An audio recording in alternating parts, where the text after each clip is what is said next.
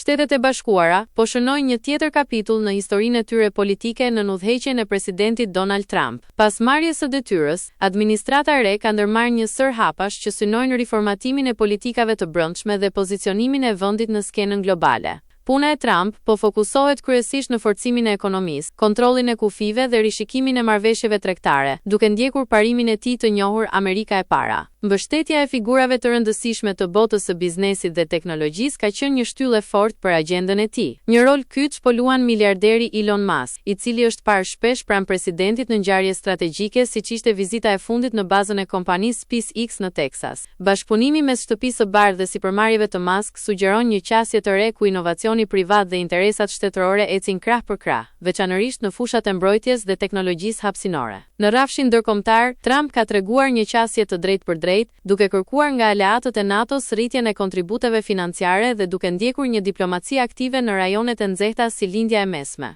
Megjithse politikat e tij shpesh shkaktojnë debate të forta, mbështetësit e shohin atë si liderin që po kthen fuqinë dhe autoritetin amerikan në botë. Dinamika e krijuar mes presidentit Trump dhe aleatëve të tij strategjik pritet të përcaktojë drejtimin e Amerikës për 4 vitet e ardhshme. Me një fokus të qartë te sovraniteti dhe zhvillimi teknologjik, kjo administratë synon të lërë një gjurmë të pashlyeshme në historinë moderne të Shteteve të Bashkuara.